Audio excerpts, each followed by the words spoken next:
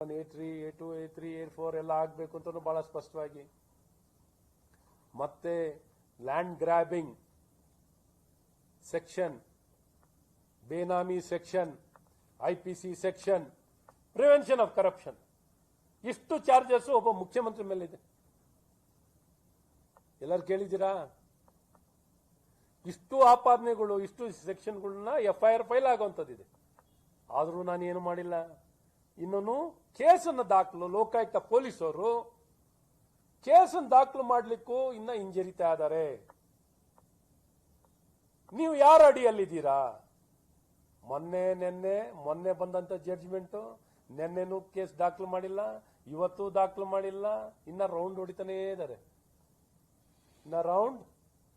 ಹೊಡಿತಾನೇ ಇದ್ದಾರೆ. ಹಾಗಾಗಿ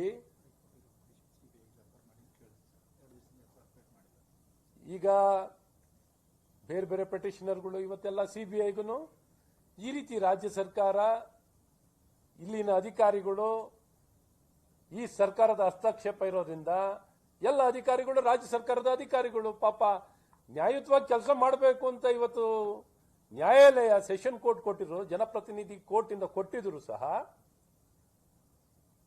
FIR ದಾಖಲೆ ಮಾಡಕ್ಕೇನೆ ಇಷ್ಟು ಮೀನಾಮೇಷ.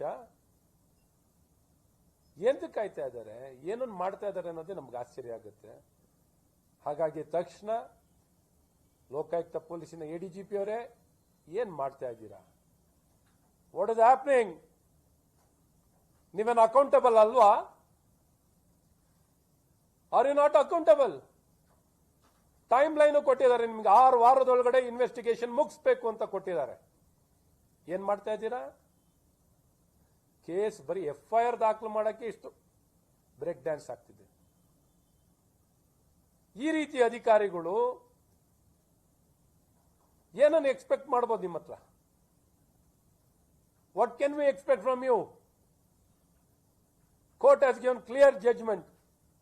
ಈ ರೀತಿ ಮೀನಮೇಷ ಆಗುವಂಥದ್ದು ಆಗಬಾರ್ದು. ಹಾಗಾಗಿ ಅದಕ್ಕೇನೆ ಅವರು ಪಾಪ ಸ್ನೇಹಮಯ ಕೃಷ್ಣ, ಇಲ್ಲಿಂದ ನನಗೇನು ಸಿಗಲ್ಲ, ಆ ಲೋಕಾಯುಕ್ತ ಪೊಲೀಸ್ SPನೇ ಏನೋ ಮಿಸ್ಸಿಂಗ್ ಆಗ್ಬಿಟ್ಟಾರೆ ಅಂತ ಪಾಪನ ಹುಡ್ಕೊಂಡು ಹೋಗ್ಬಿಟ್ಟಿದ್ರು. ಸೊ ಈ ರೀತಿ ಪರಿಸ್ಥಿತಿ ಒಬ್ಬ ಸಾಮಾನ್ಯ ಕಂಪ್ಲೇಂಟೆಂಟ್ಗೆ